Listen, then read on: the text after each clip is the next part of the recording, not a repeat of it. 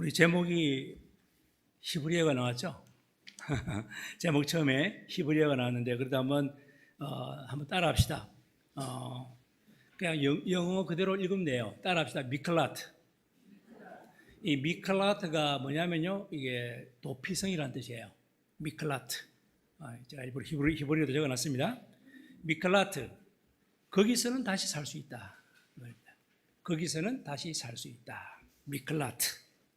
자, 우리 여호수아 20장 말씀, 여러분들이 오늘 드디어 여호수아도 이제 거의 마무리가 되어 가고 있습니다. 오늘 본문은 좀 짧은 편인데, 이 도피성 제도를 보면서요, 우리가 이스라엘을 약속의 땅 가나안으로 인도한 그 여호수아의 이 사역 전체를 우리가 한번 조망해 보면 좋겠습니다. 그 가나안 땅을 보통 뭐 이렇게 천국으로 이제 뭐 이렇게 묘사도 하죠. 나 복지 가나안 땅에 살겠네 이러면서 우리가 뭐 장례식 때도 이런 고백을 많이 하는데요. 뭐 그렇게 해서 비유해서도 우리가 생각할 수 있지만, 그러나 여전히 오늘 본문에서는 여전히 영적 전쟁과 정복입니다. 그리고 또한 여러 가지 갈등이 치열하게 일어나는 오늘날 우리 그리스도인들의 이 삶의 현장을 또 예표하기도 하죠. 이 가나안에서의 삶은 우리 그리스도인들의 오늘날 삶의 어떤 여러 가지 치열한 삶의 경쟁을 볼 수도 있다. 아무튼 그런 치열한 삶의 현장에서 하나님은 무엇을 두셨나? 도피성을 두셨다라고 하는 것. 아주 특별한 은혜의 장치라고 할 수 있죠. 자, 도피성은 특별한 은혜의 장치다라는 겁니다. 하나님께서 생각하신 이 도피성은 레위 지파가 관할합니다. 도피성을 한마디로 말하면은 공의와 자비, 다시 한번 공의와 자비가 만나는 하나의 구속사적 핵심적 이정표예요. 공의와 자비가 만나는 구속적 이정표라고 할까요? 아주 핵심이죠. 네. 지금 현재 그 율법에 준해서 율법에 의해서 정말 추격을 받습니다. 율법에 의해서 내가 잘못해서 막 도망자가 되었습니다. 죄인이 되었습니다. 하지만 그 죄인을 품으시는 예수 그리스도의 그 완벽한 예표. 우리 예수님은 누구든지 다 그를 믿는 자들은 다 품습니다. 다 받아들이십니다. 그러니까 이 도피성은 결국은 뭘 예표하느냐? 예수 그리스도를 예표한다. 이렇게 말할 수가 있죠. 하나님의 끈질긴 사랑, 하나님의 언약적 끈질긴 사랑의 모습이 바로 오늘 생생하게 도피성을 통해서 나타나고 있다는 것입니다. 자, 이 미클라트 뭐라고 하셨듯이 다 같이 도피성, 영어로는 refuge, 그죠? 피난처 이 말이죠. 피난처. 이 미클라트의 원어의 뜻을 제가 말씀드릴게요. 이게 받아들이다, 그리고 피난처가 되다. 여러분 자석이 있잖아요. 자석이 쑥쑥 다 빨아다니잖아요, 그죠? 예, 자석이 정말 이 철 같은 걸 쑥쑥 빨아들이듯이 바로 이게 미클라트가 바로 쑥쑥 빨아들이다. 그러니까 받아들이다 이 말입니다. 쉽게 말하면 그런 원어의 뜻이 있다라는 걸 아시고, 아주 안전지대를 이야기하는 거예요.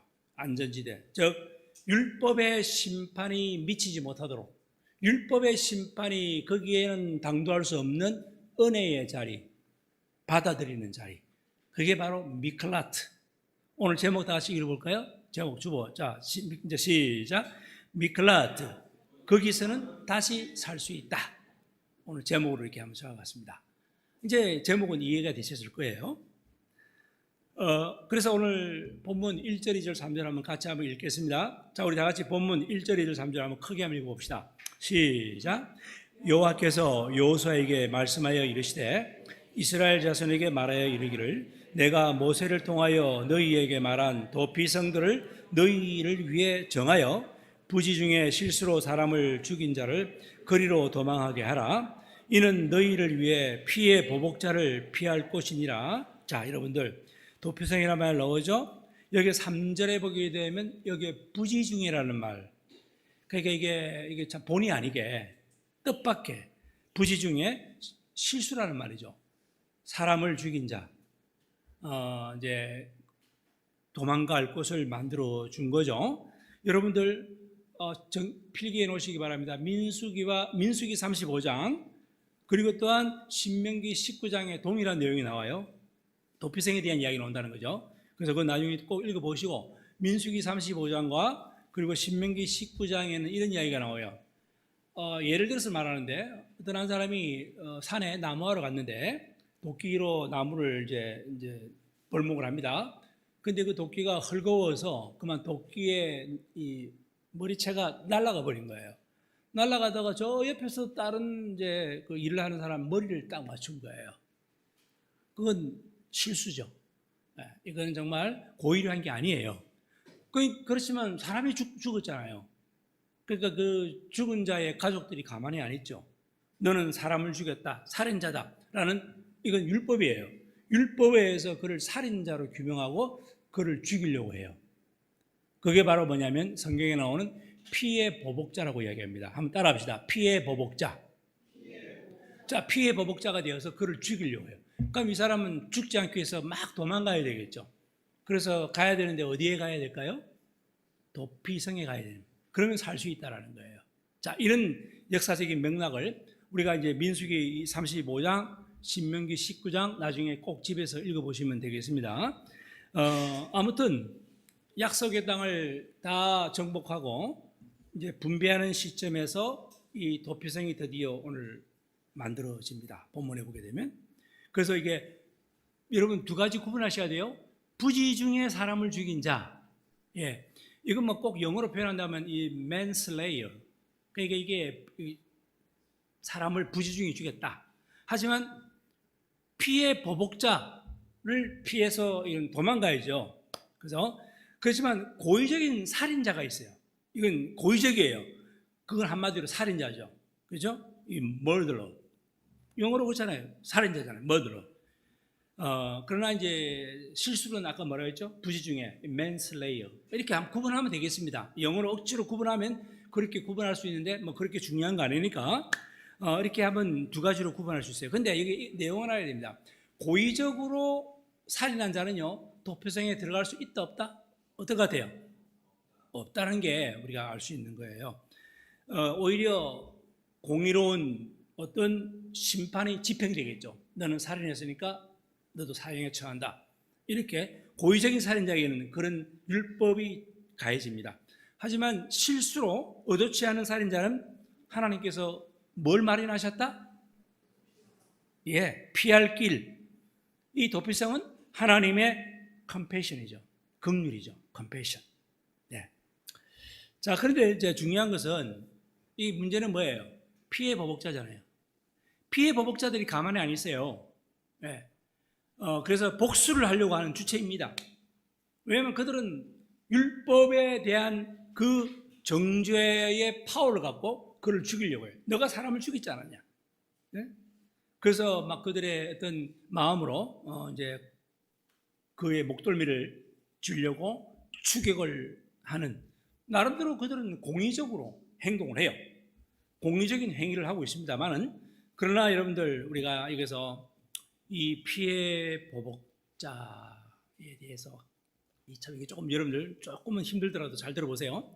이 피해 보복자 따라합시다. 적어놔도 좋습니다. 히브리어로 고엘 하담, 다시 한번요. 고엘 하담 적어놓으세요. 고엘 한번 따라할까요? 고엘 하담. 시작. 고엘 하담. 예, 이게 피해 보복자인데 이게요 참 깊은 말이에요. 이 고엘이라는 말이 여러분들 룻기에 가면 나와요.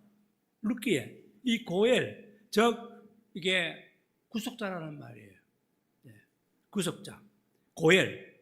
그리고 이 하담 할 때 담은 피를 뜻하는 말이죠. 그게 피의 보복자라는 이제 그렇게 해석할 수가 있는데 합성인데요. 하지만 이 고엘이라는 말은 모든 죄값을 대신 치러주는 자라는 그런 뜻으로, 그래서 친족자, 구속자, 그래서 여러분들이 룻기 잠깐만 말씀드릴게요. 이 보아스라는 자가 결국은 이 룻을 아내로 취하잖아요. 그래서 소위 말해서 그게 뭐냐면 기업을 물을 짜다라고 해서 그들의 모든 것을 다 해결해주고 이제 그를 품어줍니다. 그녀를 품어줍니다. 그래서 그게 소위 말하는 고엘이라는 말이 거기서 나왔어요. 하지만 오늘 본문에서는 이 고엘 하담이라는 말이 붙어서 모든 걸 다 취하는데 다만 피로, 보복으로, 복수로, 그래서 고엘 하담이라는 말이 이제 합성으로 여러분들에게 말씀을 드리는 거예요. 이게 이제 뜻은 뭐냐면 피의 보복자다. 이 정도로 여러분들이 조금 복잡하지만 어원을 좀 아실 필요가 있어요. 이렇게. 자, 정리는 되셨죠? 안 됐으면 또 한번 설교를 또 들으면 됩니다. 자, 이렇게 해서 1절, 2절, 3절을 제가 정리를 간략하게 해드렸습니다. 이제 본문은 짧으니까 이제 4절, 5절, 6절 또 한번 마저 우리가 읽어볼까요? 자, 본문 읽어봅시다. 4절, 5절, 6절 시작.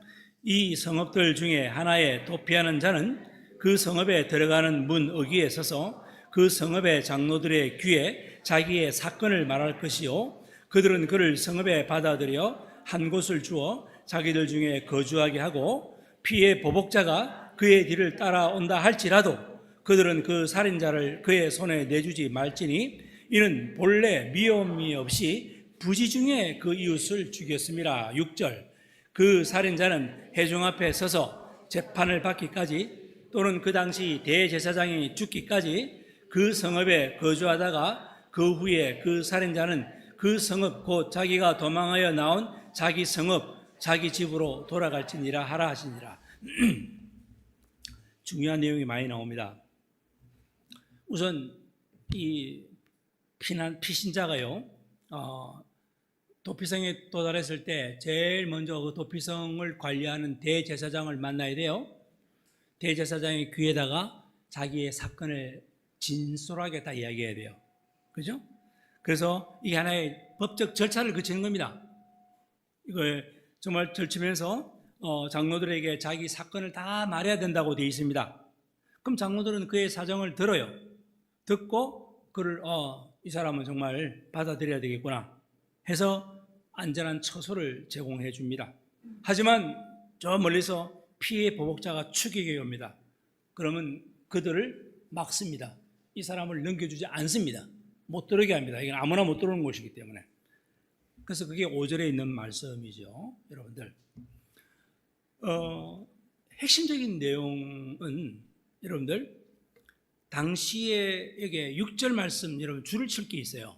6절에 이건 아주 붉은 줄을 칠 게 뭐냐면 6절에 보시게 되면 그 당시 제사장이 죽기까지. 자, 다시 한번 그 대제사장이 언제까지요? 죽기까지 그게 이 피신자는 계속 살아야 되는 거예요. 그래서 근데 만약에 그 대사장이 죽으면 그는 영원한 자유의 몸이 된다. 이 표현이 이게 바로 오늘 신약의 우리 예수 그리스도하고 아주 밀접하게 연관이 됩니다. 자, 그 전에 여러분들 주보 한번 보실까요? 주보 다 갖고 계시죠? 주보 1번 한번 보실까요? 질문 1번.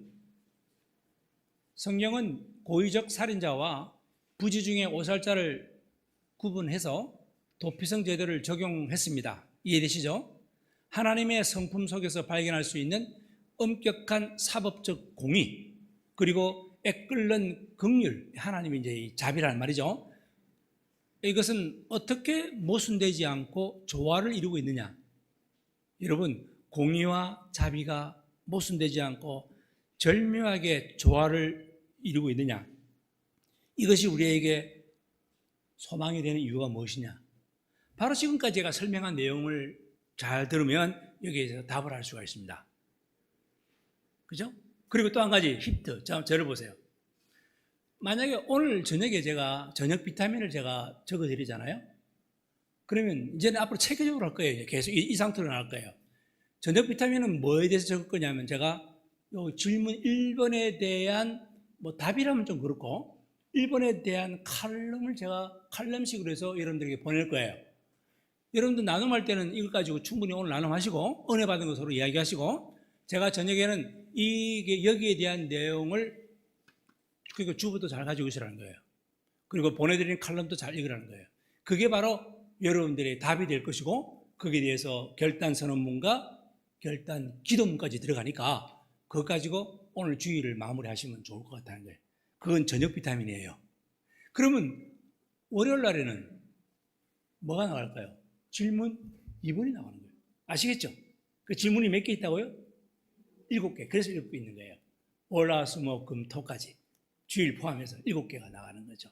그래서 이렇게 구조적으로 이렇게 앞으로는 우리 이제 제가 계속 하다 보니까 이런 체계를 갖췄다라는 걸 잠깐 설교 시간이지만 좀 광고식으로 여러분들에게 미리만. 그러니까 이게 주보를 그냥 보지 말고 이런 체계를 갖고 보시라. 됐나요? 지금까지 제가 설명한 내용을 잘 들으면 질문 1번에 대한 답은 나름대로 할 수가 있습니다. 그리고 대한 더 정확한 좀 체계적인 답은 오늘 저녁 비타민 칼럼을 기대하시면 됩니다. 됐나요?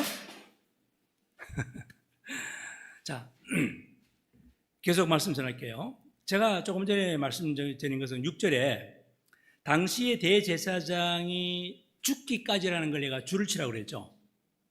그러니까 지금 오살자, 부지 중에 이 사람을 죽인 자, 오살자는 재판을 받기까지 혹은 그 시대의 대제사장이 죽기까지 그 성읍 도피성에 머물러 있어야 됩니다. 그러면 대제사장이 죽은 다음에야 비로소 정죄와 위험에서 벗어나서 그때서야 자기 집으로 고향으로 돌아갈 수가 있다라는 게 이제 6절까지의 말씀이죠. 여러분, 여기서 우리가 생각할 수 있는 것은 대제사장이 죽기까지 대제사장의 죽음, 이 부지 중에 죄를 지은 이 오살자 죄값을 법적으로 완전히 대속하는 효과를 가진다. 이게 연결되는 게 없나요? 우리의 위대하신 대제사장 예수 그리스도께서 십자가에 완전히 죽을 때 우리의 구속은 이루어진다 이 말입니다. 됐습니까? 아주 정말 절묘한 모형 아닙니까? 예표, 타이폴로지. 예표죠. 그래서 이걸 여러분들에게 꼭 소개하고 싶다라는 것입니다. 예수님의 십자가의 죽음이 우리를 정죄와 율법의 심판으로부터 영원히 해방시킨, 그것도 단번에 once for all, 한 번만 once for all, 단번에 이걸 보여주는 완벽한 모형. 우리 예수님의 그 십자가의 죽음 한 번만이면 족합니다. 그것으로 우리는 구원받았습니다. 바로 오늘 본문에 오는 대제사장이 죽기까지는 우리는 머물러 있어야 되는 거예요. 사랑하는 성도님들, 예수님이 나를 위해서 십자가에 못 박혀 죽으심으로 완벽한 구원이 이루어졌음을 여러분들이 믿기 바랍니다. 우리는 자유의 몸입니다. 죄에서 해방되었습니다. 오늘 여기에 오살자는 드디어 고향으로 갈 수 있었습니다. 자유의 몸이 되었습니다. 자, 우리 마지막 7절, 8절, 9절 한번 읽어볼까요? 이 7절, 8절, 9절은 도피성의 그 어떤 지정, 영토적 어떤 분배, 이걸 이제 알겠는데, 이건 제가 조금 더 같이 또 지도도 보겠습니다. 우리 먼저 본문을 차근차근 읽어봅시다.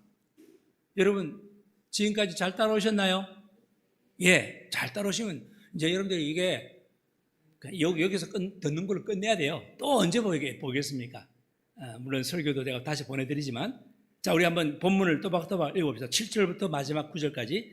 자, 시작. 이에 그들이 납달리의 산지 갈릴리 게데스와 에브라임 산지의 게세겜과 유다 산지 기르 야르바 곧 헤브론과 여리고 동쪽 요단 저쪽 루벤 지파 중에서 평지 강야의 베셀과 가 지파 중에서 길르앗 라묵과 므낫세 지파 중에서 바산 골란을 구별하였으니 이는 곧 이스라엘 모든 자손과 그들 중에 거류하는 거류민을 위하여 선정된 성읍들로서 누구든지 부지 중에 살인한 자가 그리로 도망하여 그가 회중 앞에 설 때까지 피해 보복자의 손에 죽지 아니하게 하기 위함이라. 아마 이제는 명확하게 여러분들이 본문도 이해가 되셨을지라 생각됩니다. 그러니까 여러분들이 요단강을 중심으로 해서요, 여러분들이 이제 자, 지금부터 지도를 좀 보시면 좋겠어요. 제가 개인적 카톡으로 다 보내드렸죠. 여러분들 다, 그러나 앞에 우리 지도를 딱 보시기 바랍니다. 자, 우리 인터넷 상에도 지도를 잘 띄워주시고요. 여기 지도를 보시거나 여기서 잘 안 보이면 여러분들이 스마트폰으로 보셔도 좋아요. 여기에 빨간 표시가 6개 되어 있습니다. 보입니까? 자, 빨간 표시가 6개 되어 있는데, 먼저 성경에 보게 되면 서편과 동편이라고 되어 있어요. 자, 요단강 중심으로 쫙 중심 보세요. 저기 갈릴리 바다 보이죠? 그리고 또 쭉 내려서 염해가 보이죠? 사해. 자, 그렇게 동쪽 그리고 서쪽 그렇게 나누면 됩니다. 그리고 먼저 제일 첫 번째, 자, 게데스 찾아보세요. 게데스 제일 북쪽에 있죠? 북쪽 왼쪽 어느 지파에 있습니까? 그럼요, 납달리의 게데스. 됐습니까? 찾았어요? 납달리의 게데스. 그리고 또 내려가게 되면 쭉 내려서 므낫세, 서쪽 므낫세 빨간 게 뭐가 있죠? 세겜. 됐나요? 두 번째 도피성. 세 번째 도피성은 유다 지파의 뭐예요? 헤브론. 그렇습니다. 헤브론. 이게 뭐 다른 말로 하면 기럇 야르바라고 하는데 이제 헤르본이라는 말을 우리 친숙하니까. 그리고 오른쪽으로 이제 여매를 건너요. 여매를 건너서 오른쪽으로, 자, 베셀 찾았나요? 빨간 거? 베셀 지파는, 베셀은 어느 지파에 있습니까? 르우벤 지파 있죠? 그리고는 위로 올라가세요. 위로 올라가서, 자, 저게 보라색의 갓 지파 꼭대기에 길르앗 라못 찾았습니까? 길르앗 라못은 어느 지파다? 갓 지파다. 갓 지파에 있는 길르앗 라못. 그리고는 마지막 동쪽 므낫세. 므낫세는 두 군데 있다는 거 아시죠? 서쪽과 동쪽. 동쪽 므낫세의 중간에, 자, 뭐가 있습니까? 어느 도시? 골란. 됐습니까? 자, 이렇게 지도를 딱 입체적으로 위에서부터 우리 한번, 자, 도시만 한번 읽어봅시다. 제일 처음에, 자, 게데스, 시작. 게데스, 세겜, 헤브론, 베셀, 길르앗 라못, 골란. 정리되셨죠? 여러분 스마트폰 보셔도 좋아요. 이건 다 제가 보내드렸습니다. 그렇게 지정되어 있는데 여러분 잠깐 이제 저를 보셔야 됩니다. 이제는, 자, 지도는 이렇게 참고하시면 돼요. 나중에 또 지도 또 보여드릴게요. 그때 보여주시면 되고, 이러한 지리적 분포는요, 여러분들, 이스라엘 영토 내에 거주하면요, 누구든지 어디에 있든지 반나절 내지 하루면은 어느 도피성도 다 갈 수 있어요. 6개가 딱 동쪽 서쪽에 있고, 내가 어디에서 어떤 잘못을 저질렀든지, 내가 부지 중에 실수한 거, 부지 중에 살인 저지른 것, 내가 어디에 있더라도 최소한 반나절 혹은 뭐예요? 하루 만에 갈 수 있다 없다? 갈 수 있다라는 거예요. 다 어디에 있어도 다 갈 수 있다는 거예요. 이것은 여러분들이 그래서 우리 그 9절 마지막에 보세요. 누구든지 하루 혹은 반나절 이내에 신속하게 도달할 수 있는 접근성을 확보를 할 수 있다라는 말씀이 나와 있지 않습니까? 그리고 이 혜택은 말이죠, 이스라엘 자손뿐만 아니라 이스라엘 영토 내에 거주하는 거류민들, 소위 말하는 이방인들이죠. 이 거류민들도, 타국인들도 차별 없이 누구든지 다 이거는 혜택을 받을 수가 있는 거예요. 무슨 말이죠, 이게? 하나님의 자비와 은혜는 뭐 하나님이 사랑하는 사람에게만 해당되는 거예요? 아니면 전 세계 만국 백성들에게 다 해당되는 거예요? 만국 백성에게 다 해당된다는 이 말입니다. 이 도피성에 대한 의미, 이렇게 해서 우리가 한번 정리를 해드렸습니다. 이제 여러분들이 알아서 필기하십시오. 자, 지도를 보시면 게데스 뜻이 뭐냐면 거룩함이라는 뜻이에요. 게데스는 무슨 뜻이라고요? 거룩함, holy place. 그리고 세겜이라는 뜻은 무슨 뜻이냐면, 여러분 이거예요. shoulder, 어깨라는 뜻이에요. 어깨. 헤브론이라는 것은 뭐냐? 교제, 이 fellowship. 예, 교제. 헤브론은 교제. 베셀은 뭐냐? 요새. 이 fortress, 즉 요새, 진지, 요새 있잖아요. 성, 요새라는 뜻이고, 길앗 라못의 라못이라는 말은 뭐냐면 높은 곳이라는 뜻이에요. height, 높은 곳, 그런 뜻이에요. 그리고 골란, 마지막 골란은 뭐냐면 joy, 기쁨이라는 뜻이에요. 기쁨. 여러분, 거룩함, 어깨, 교제, 요새, 높은 곳, 기쁨. 이 6개를 가만히 묵상을 여러분들이 해보시면요, 얼마나 은혜로운지 몰라요. 그렇습니다. 게데스 거룩함. 지금 보니까 요단 서편 갈릴리 산지 죄로 더러워진 죄인이 우리 예수 그리스도께 피할 때 예수님의 온전함과 거룩함의 의를 덧입게 되는 거예요. 거룩함. 세겜으로 가게 되면 그 에브라임 산지 목자가 양을 보세요. 그림 그런 거 보이죠? 목자가 양을 어깨에 탁 매듯 마치 예수님은 우리의 무거운 인생의 짐을 이제 어깨로 짊어주시는 바로 그 세겜이라는 도피성. 헤브론, 펠로십. 그리스도 안에서 심판의 공포가 사라지고 하나님 아버지와 끊을 수 없는 영적 친교가 드디어 회복되는 이 헤브론. 그리고 베셀, 요새 원수의 공격이 있고 세상의 정죄가 막 손가락질하는 것들이 밀려올 때 예수님은 흔들리지 않는 나의 견고한 요새가 된다 이 말입니다. 또한 라못, 길라드 라못, 높은 곳, 그렇습니다. 비천한 죄의 구덩이에 빠져있는 우리를 예수 그리스도를 믿음으로 말미암아 주님과 함께 하늘 높은 곳으로 존귀한 자리로 우리를 앉혀주시는 이 라못. 마지막 곤란, 기쁨이라고 했죠. 율법의 속박과 영적 전쟁 상태에서 벗어나서 영원한 생명의 기쁨을 누리게 하는. 여러분 지도를 한번 다시 한번 보여주십시다. 잠깐 지도 한번 보세요. 여러분들의 삶의 현장이 지도예요. 내가 어디에서 어떻게 실수를 할지 몰라요. 죄를 지을지 몰라요. 그럼 여러분들이 가장 가까운 곳으로 도피성으로 가야 되겠죠. 네? 여러분들이 만약에 가장 가까운 곳이 내가 헤브론이다. 달려가야죠. 바로 그곳에서 심판의 공포는 사라지고 그곳에서 하나님과의 영적 교제가 펠로십이 헤브론 이루어지는, 내가 어디에 있든지 어느 도피성을 가든지 바로 거기에는 그러한 놀라운 거룩함이나 어깨나 교제나 요새나 높은 곳이나 그리고 기쁨이나 이러한 하나님의 은혜가 주위 곳곳에 다 있습니다. 여러분들이 살다가 여기서 죄를 지을 수 있고 저기서 죄를 지을 수 있고 다른 곳에서 죄를 지을 수 있는데 가는 곳마다 그래도 밤낮이면 달려갈 수 있는 도피성이 있다라는 거예요. 저는 사실 어제 이 도피성을 너무 많이 묵상해가지고요.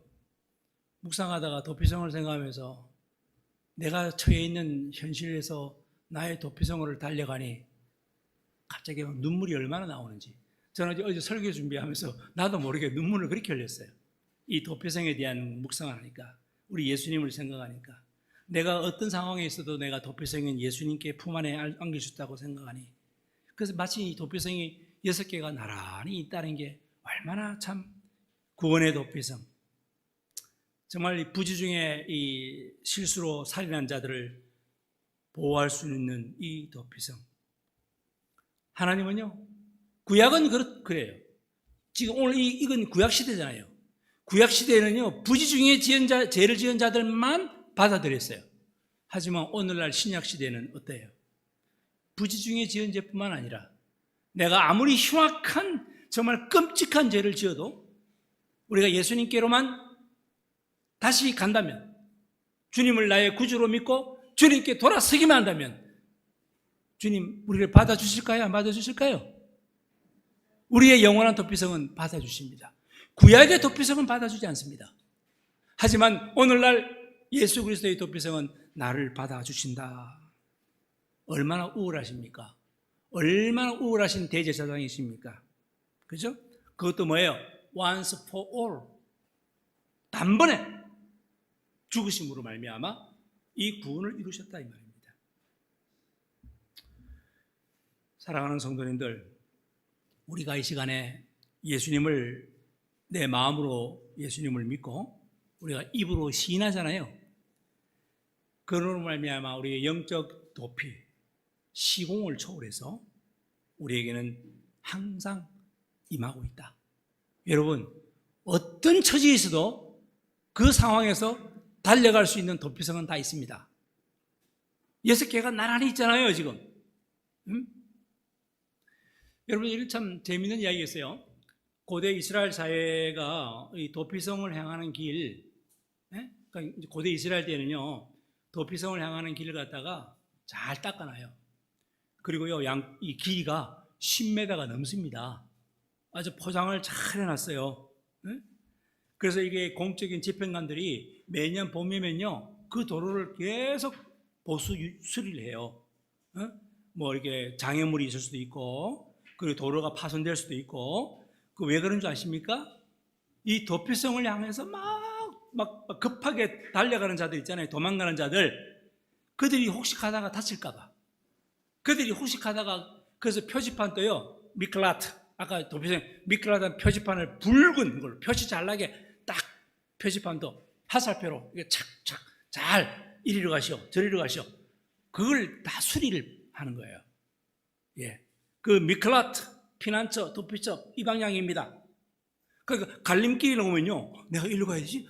어디로 가야 되지? 되게 헷갈리잖아요. 그럴 때 뭐가 필요하죠? 미클라트라는 탁 표지판이. 여러분, 이게 상당히 우리에게 의미가 있지 않습니까? 붉은색 표지판을 보고 우리의 달려갈 길을 헤매지 않게 정확하게 우리가 예수 그리스도를 향해 갈 수 있는 이 미클라트. 저는 여기서 우리 오늘날 교회가 감당해야 될 책무가 있다고 봐요. 사람들이 예수 그리스도께로 오려고 교회를 찾아올 때, 근데 왜 그래 교회가 그렇게 장애물이 왜 그리 많아요? 사랑의 교회인 줄, 사랑의 마음으로 오고 사랑을 받기 위해서 교회 왔는데 왜 그리 냉랭해요? 아무도 아는 체도 안 하고요. 교회에 정말 오래간만에 처음 왔는데 누구 하나 관심 가지지도 않고요. 여러분, 이런 영적 장애물들을 제거해야 돼요. 그들은 미클라트를 찾아 도피성을 찾아온 건데, 그들이 도피성을 찾아서 제대로 잘 가게 우리가 해줘야 되는데, 혹시 내가 장애물이 되고 있지는 않습니까? 나의 얼굴 표정이 장애물이 되고 있지 않나요? 아니, 예수 믿는 사람이 왜 표정이 왜 저래? 왜 저렇게 얼굴이 어두워? 여러분, 대화하면서 활짝 웃고 친절하고 진심을 다해서 우리가 사람을 대할 때 정말 이게 쉼터 도피성으로 찾아온 그 사람들에게 얼마나 위로를 주겠습니까? 그런데 왜 그리 심각하세요?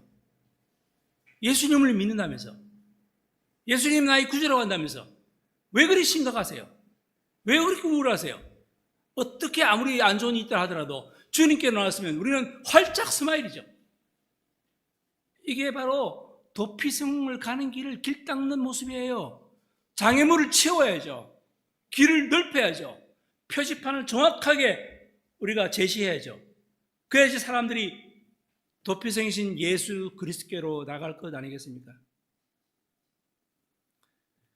그게요, 오늘 제가 여기까지 말한 게 지금 조금 전에 말씀드린 건요, 그 질문 5번에 대한, 주보 5번에 대한 내용이에요. 제가 이제 시간 없기 때문에 제가 이제 아까 예를 들어서 말씀했지만 그 참고로 말씀하시고 드리고, 그래요. 여러분들 질문 5번 내용도 계속 우리가 생각한다면, 죄로 죽어가는 영혼들이 정말 이제는 예수 그리스도라는 도피성으로 왔습니다. 의지하기 위해서 왔습니다. 그 길에 교회가 왠지 장애물을 놓아서는 안 됩니다. 교회 갔더니 뭐 싸움박질을 하고, 교회 갔더니 자기네끼리 시기하고 질투하고 욕이나 하고, 교회 갔더니 사람들이 누구 서로 비방하고, 이거 교회가 배타적이고 완전 율법적이고 막 너무나도 전통하고, 교회 갔더니 자기들끼리만 그냥 자기들끼리만 서로 좋고 말이지. 여러분, 최소한 이 예수길 교회는요, 좀 더 마음을 여시기 바랍니다. 한 번도 대화 안 한 사람이 있다면 그건 문제가 있는 거예요. 이렇게 우리가 공동체가 작은데 좀 관심을 가지고 서로가 이렇게 영적 비신처인 도피처를 향해서 왔는데 장애물이 돼서는 안 되잖아요, 여러분들. 서로가. 우리가 내 스스로가 장애물이 되면 나를 치워야 됩니다. 깨끗하게, 부드럽게, 온화하게, 사랑으로. 여러분, 그래서 내가 미클라트, 내가 표지판이 돼야 돼요. 그래, 저 사람 믿는 저 사람만 보면 내가 도피성으로 갈 수 있겠구나. 사랑하는 성도님들, 여러분들이 미클라트가 되시기 바랍니다. 거기로 가면 살 수 있구나 라는 그런 표지판이 되셔야 된다, 이 말입니다. 각오하시기 바랍니다. 이 상처받은 영혼들을 위한 피난처로서의 교회죠. 오늘날 이 사회는 어떤 사회입니까? 사소한 실수도 용납하지 않아요. 말 한마디 잘못해도 이건 완전히 사람을 바보 만드는 건 시간 문제예요. 정죄합니다. 사회적으로 매장시키는 아주 잔혹한 현실입니다. 이게 이게 제가 만든 말인지 또 이게 많이 쓰는 말인지는 모르겠는데요. 제가 이런 단어가 떠오르더라고요. 이게 이 캔슬 칼처라는 말. 캔슬 칼처. 취소 문화. 네. 캔슬 칼처. 비판을 다 캔슬시키는 거예요. 캔슬 칼처. 다 비방하고 캔슬 칼처. 우리는 그렇게 되어서는 안 됩니다. 교회가 회복해야 될 본질적 정체성을 오늘 이 도피성을 보면서 그 역할을 찾아내셔야 돼요. 보금자리가 돼야 되겠죠. 마치 저희 교회에서 우리가 예배 마치고 서로 대화하고 친교하고 나눔을 하잖아요. 그 나눔할 때도 세상적인 이야기 하다가 그냥 빠이빠이 하고 가면 그거 참 허무한데 좀 받은 바 은혜를 좀 나누라고 그렇게 제가 이야기를 하고 있지 않습니까? 이 소그룹 내에 성도의 교제가 참 너무나도 아름다운 건데 그게 바로 여러분들이 소그룹이요. 여러분 예배 마치고 나누는 거 있잖아요. 그게 뭐냐면요. 도피성 내부의 거주 환경과도 같아요. 도피성 내부의 거주 환경. 네? 거기서 정말 이 여러 가지 오살자, 부지 중에 죄를 지은 자, 다 우리가 그런 자 아닙니까? 실수한 게 얼마나 많습니까? 그 대제사장의 은혜 아래, 주님의 은혜 아래 생명을 보존하고 우리의 일상을 회복해 나갔던 것처럼 우리 교회 안에서 말이죠. 말씀 안에서 아름다운 친교와 나눔을 통해서 서로에게 참 위로를 주고 대제사장인 예수 그리스도께도 인도하는 그 도피성 내부의 역할, 외부가 아니라 근데 내부의 역할. 그게 바로 저는 오늘 소그룹 우리의 모임이라고 저는 생각을 합니다. 여러분, 이제 말씀을 마쳤잖아요. 제가 여기서 한 가지 제 개인적인 깊은 생각을 하는 걸 좀 묵상을 좀 말씀드리고 마무리하겠습니다. 우리는요, 살아가면서 참 많은 것을 싫어하는 것 같아요. 난 이거 싫다. 출근길에 꽉 막힌 도로 너무 짜증난다. 아니, 어떻게 저 사람은 내 마음을 저렇게 몰라주나. 직장 갔더니 이거 늘상 까다롭게 구는 직장 상사. 그리고 도대체 내 뜻대로 풀리지 않는 이 재정 문제. 내 생각대로 안 되는 내 건강 문제. 이런 것들. 싫다. 너무 싫다. 저 사람 왜 저렇게 재수 없어. 나 저 사람 너무 저 사람하고 같이 있는 거 왠지 불편해. 나 거북스러워. 여러분, 우리가 이런 거 많이 해야 안 해요, 솔직히.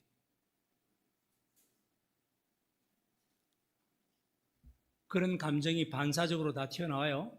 그런데 그거에 아무런 죄책감도 없이 해요, 지금 우리는. 당연하게 해요, 그걸 갖다가. 내 감정인데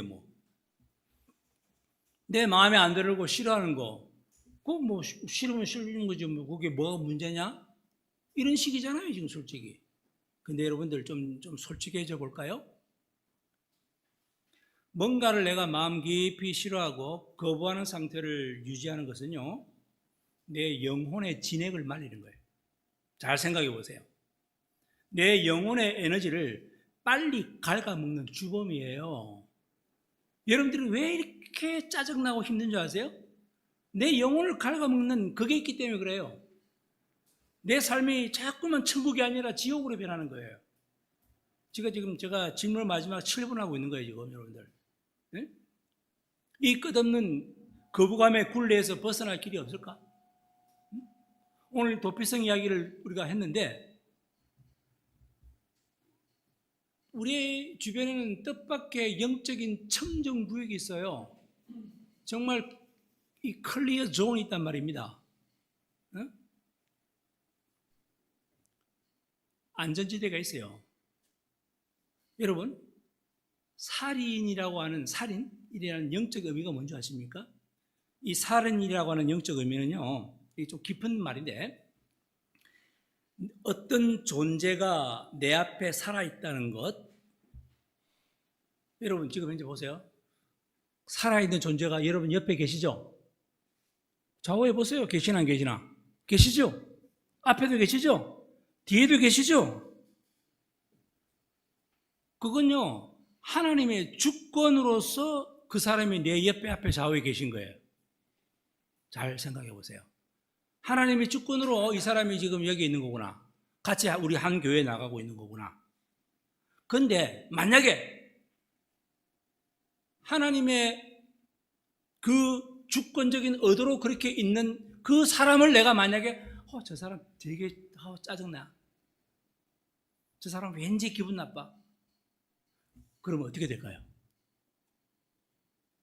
하나님의 주권적인 의도로 내 앞에 있고 내 옆에 있게 한 사람인데 그 사람을 내가 만약에 이렇게 정죄하고 내가 비판하고 재수없다 한다면 그건 누구한테 하는 말인가요? 아시겠죠?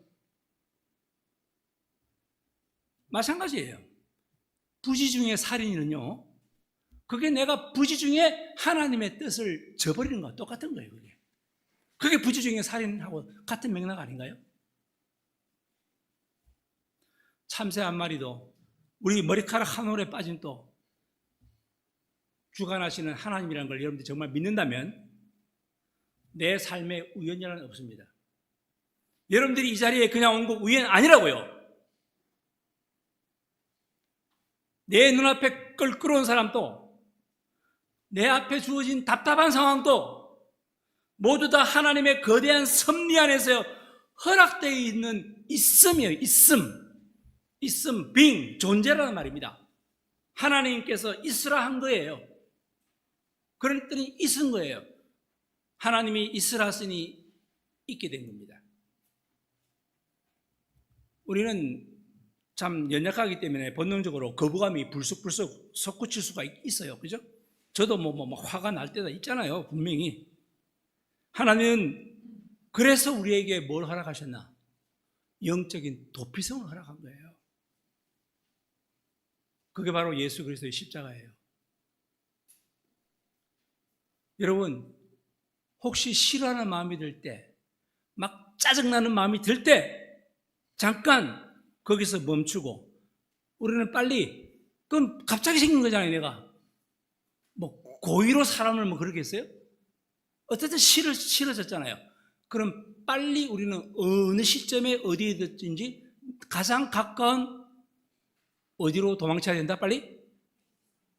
도피성으로. 영적 도피성으로 가야 되겠죠. 그래서 여러분 자꾸만 내가 정말 너 마음에 안 드니까 그 사람을 막 뜯어 고치려고 한다면요, 그건 하나님의 뜻을 뜯어 고치려고 하는 거 똑같은 거예요. 여러분들, 도피성의 그 히브리어 의미를 제가 말씀드렸잖아요. 그죠? 이 미클라트, 적극적으로 받아들이다라는 뜻이라고 제가 말씀드렸죠. 피난처를 제공하다. 바로 영접하는 안전지대를 말하는 거예요. 자석처럼 쑥쑥 진공청소기처럼 빨아들이는 것. 그렇습니다. 내 안에 기계적인 거부감, 이 습관적으로 나타나는 이 거부감과 습관적으로 일어나는 이런 불쾌감, 이런 모든 증오, 이걸 빨아들여서 소멸시키는 곳이 바로 이 미클라트예요. 진공청소기 만드는 사람들 미클라트라고 이름 지으면 참 좋을 것 같아요. 응? 빨아들이는 거. 대제사장이 죽기까지 우리는 그렇게 머물며 살아야 되는 거예요. 완전한 구원이 내가 완전히 거듭나고 새 사람이 될 때까지라는 말이죠. 그죠? 이전 것은 지나갔으니 보라 새 것이 되었도다. 내 마음에 안 든다고 소리치고 싶을 때 여러분 빨리 그때 그 시선을 돌려서 어디를 바라봐라? 십자가를 바라봐라.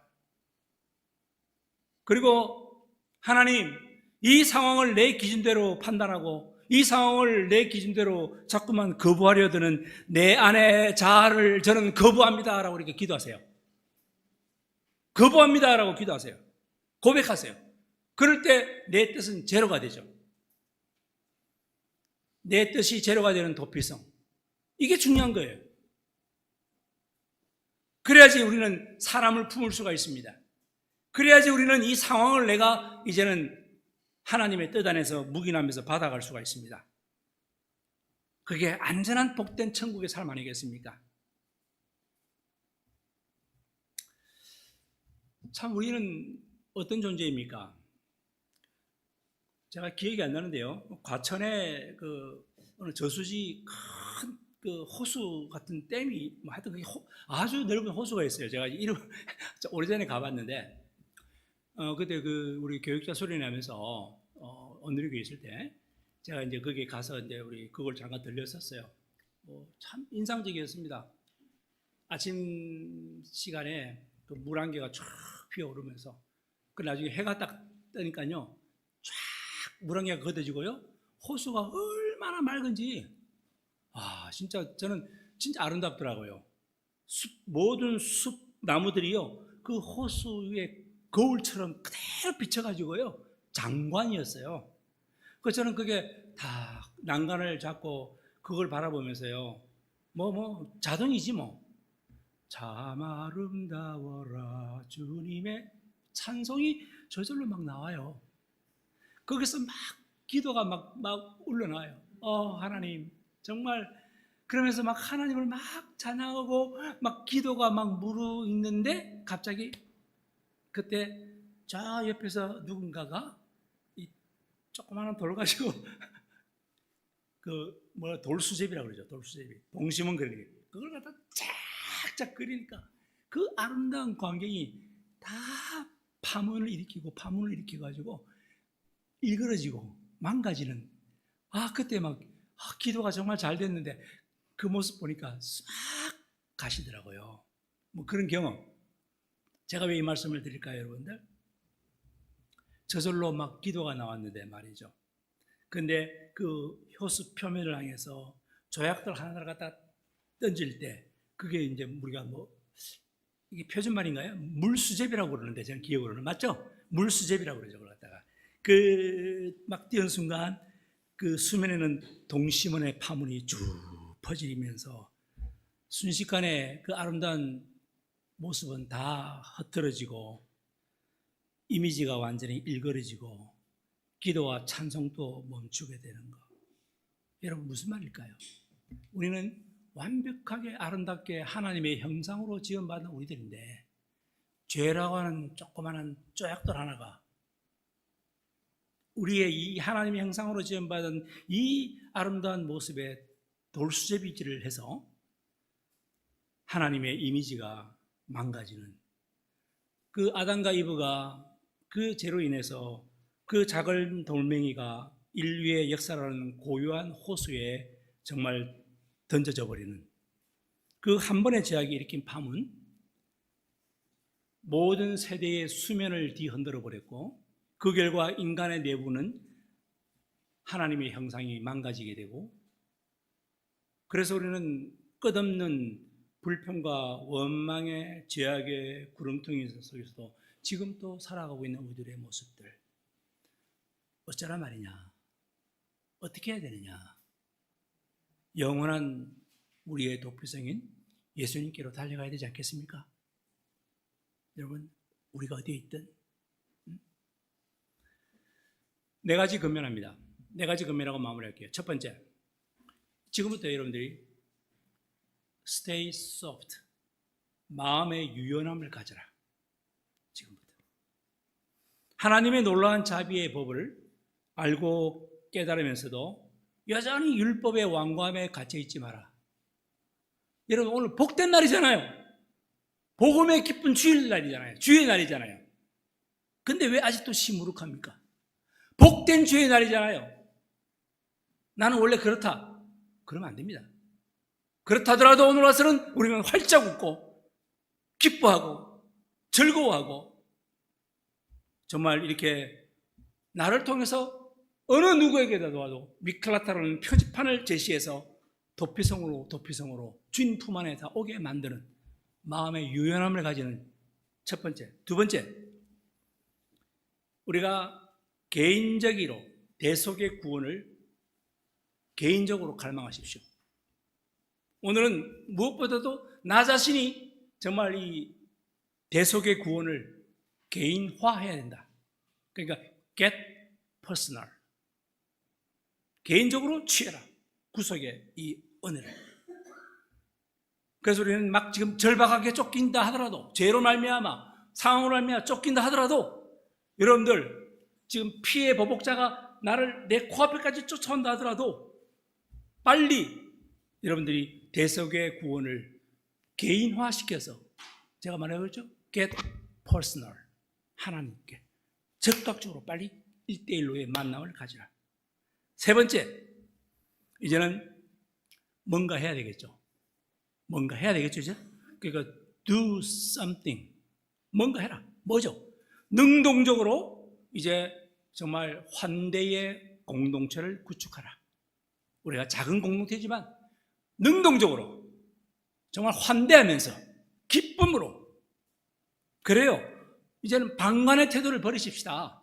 좀 주인의식을 가지십시다. 나 한 사람 빠지면 안 되지. 이런 마음 있잖아요. 여러분 자리가 큰 거예요, 아주. 오늘 또 우리가 몇몇 사람, 아는 사람들이 눈에 들어오잖아요. 우리는 작은 교회니까. 벌써 누가 안 하는지 다 알잖아요. 이 자리 빈 자리, 네, 되게 중요한 자리인데 거기에 빠지면 말미암아 우리는 얼마나 마음이 아픕니까? 하지만 이 모든 것들조차도 능동적으로 축복과 환대의 공동체를 구축하는 그러한 우리의 내 자리가 얼마나 큰가. 그러니까 여러분들 이 시간 지나세요. 자꾸 수동적으로 하지 마세요. 내가 먼저 찾아가서 내가 먼저 인사하고 내가 먼저 대접하고 그래서 아픔을 경청하고 들어주고 얼마나 좋아요. 이 아름다운 교회 공동체. 지도 한번 볼까요? 이제 지도 보고 제가 기도로 마무리할게요. 지도를 보십시다. 눈 뜨고 기도해요. 순서적으로 할게요. 제 위에 꼭대기부터 저기 게데스. 자, 우리 게데스를 쫙 보세요. 게데스의 뜻이 뭐라고요? 빨리 뭐라고요? 거룩. 여러분 이 거룩은요, 자 지금도 기도하는 거예요. 십자가의 의의 옷을 입는 기도예요. 게데스에, 내가 게데스에 갔습니다. 따라합시다. 자, 또박또박 따라하세요. 나의 공로가 아닌 오직 그리스도의 거룩함을 입게 하소서. 시작. 나의 공로가 아닌 오직 그리스도의 거룩함을 입게 하소서. 그리고는 두 번째, 세겜으로 가요. 뜻이 뭐라고요? 어깨. 무거운 짐을 주님께 맡기는 기도예요. 자, 따라합시다. 기도.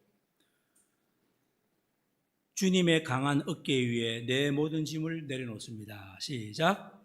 주님의 강한 어깨 위에 내 모든 짐을 내려놓습니다. 아주 심플하게. 그리고 세 번째, 저 유다 지파의 헤브론으로 가야죠. 헤브론 뜻이 뭐라고요? 교제. 이거는 하나님과의 친밀함을 회복하는 기도입니다. 자, 짧은 기도입니다. 따라하시기 바랍니다. 두려움이 사라진 자리에서 주님과 따뜻한 사랑을 나누게 하소서. 시작. 두려움이 사라진 자리에서 주님과 따뜻한 사랑을 나누게 하소서. 그리고는 이제 여매를 건너서 어디로 가죠? 벳셀로 가죠. 이 기도는요, 세상의 공격으로부터 보호받는 기도입니다. 이건요. 자, 따라합니다. 흔들리지 않는 견고한 성체 안에서 세상을 이기게 하소서. 시작. 흔들리지 않는 견고한 성체 안에서 세상을 이기게 하소서. 그리고는 올라가세요. 라못. 요새라는 뜻이죠. 자, 우리 루벤 지파에 있는 라못입니다. 이건 뭐냐면 세상의 라못은 뭐냐면 갓이죠. 죄송합니다. 갓이죠. 이 라못 높은 곳이란 뜻입니다. 이건 존귀한 정체성을 선포하는 거예요. 우리가 높은 곳에 나의 존귀한 정체성을 선포하는 기도. 자, 따라합시다. 비천한 죄의 구덩이에서 나를 들어올려 하늘의 자리에 앉히소서. 시작. 비천한 죄의 구덩이에서 나를 들어올려 하늘의 자리에 앉히소서.